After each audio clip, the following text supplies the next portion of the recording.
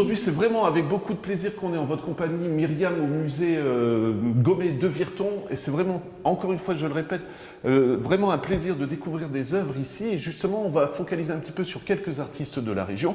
Je vous laisse nous présenter un petit peu ce qu'on peut découvrir ici, tout simplement. On peut découvrir des peintres qui couvrent le 18e, même si on n'en a qu'un connu en Gaume, 18e, 19e, 20e, 21e, puisque l'art est quand même une belle expression de sentiments ici dans une région comme celle-ci.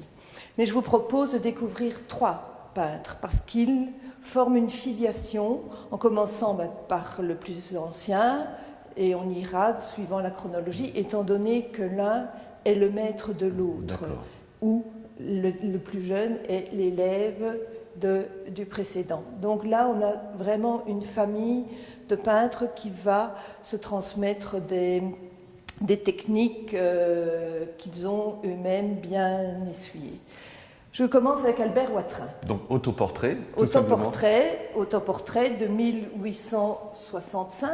Donc Albert qui est né en 1839 à 26 ans.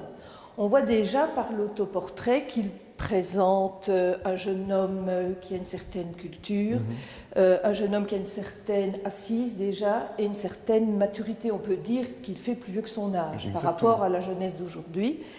Mais il a déjà un beau parcours. Albert Watrin est né à Colmar en 1839. Il va être l'élève de Viollet-le-Duc. Or, Viollet-le-Duc, c'est l'architecte du 19e, c'est l'architecte des rénovations. Il touche tant aux églises, aux basiliques, aux châteaux, il construit plus vrai que vrai. Donc, on le connaît presque à travers l'Europe. Et fort de cette formation, Watrin va enseigner le dessin à Metz. On est autour de 1870. On connaît le conflit de la France et de la Prusse.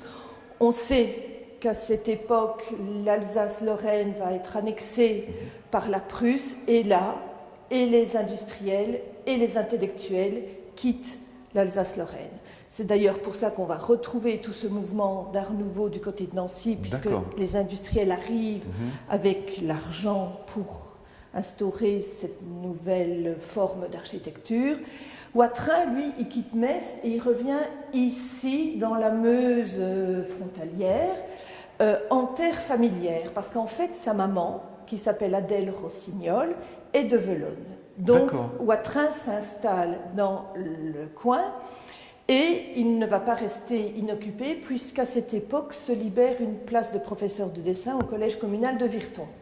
Donc, Velonne ou la région Virton, c'est vraiment très proche. Et Albert Watrin va enseigner le dessin dans cette école.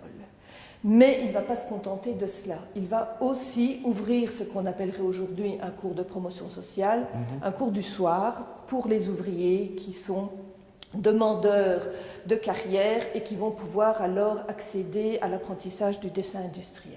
Je voulais vous demander justement, alors à la base, c'est vraiment l'enseignement qui l'intéresse, parce qu'après on va découvrir ses œuvres, et on ne parle pas d'œuvres à l'époque. Alors là, pour l'instant, il travaille pour aider les gens. Il enseigne, mais si, à ses heures perdues, qui ne le sont pas, puisqu'il va déjà redécouvrir toutes ces régions, il va vraiment l'apprécier, on pourra le voir à travers ces petites aquarelles, ces petits dessins qui sont extrêmement soignés et raffinés.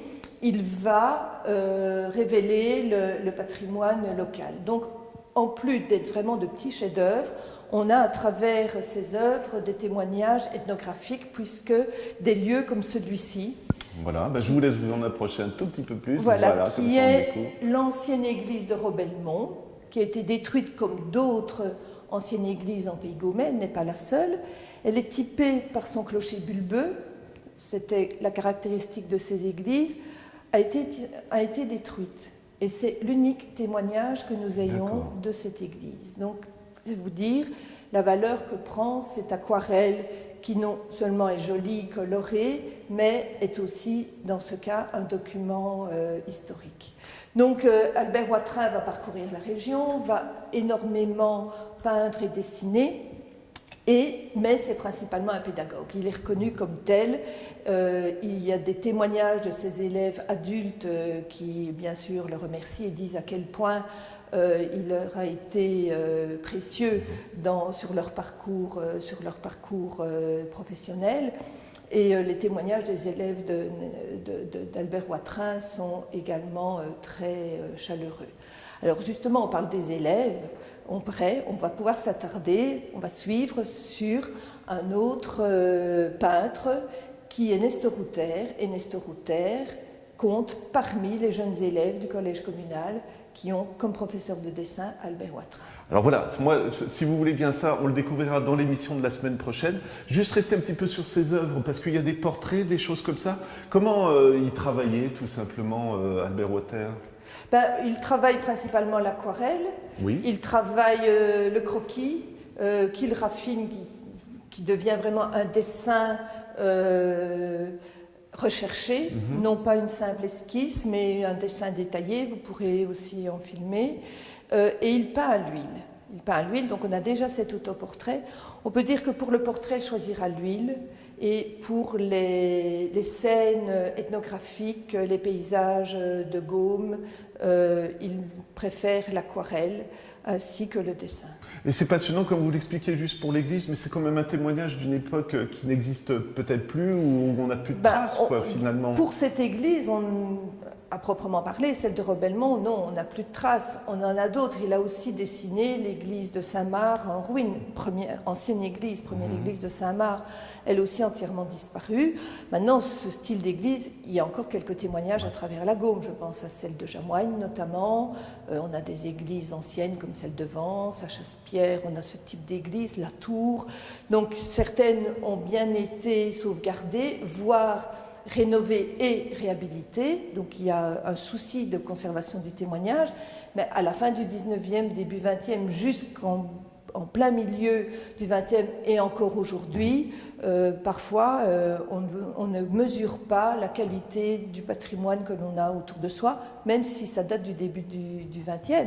C'est du patrimoine. Voilà, c'est lever les yeux aussi un petit peu quand on se promène.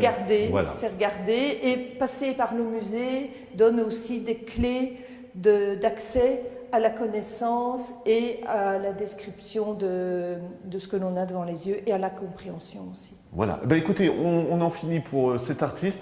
Si vous voulez bien, on se retrouve pour une prochaine émission qui sera consacrée à Nestor Rutter. Alors.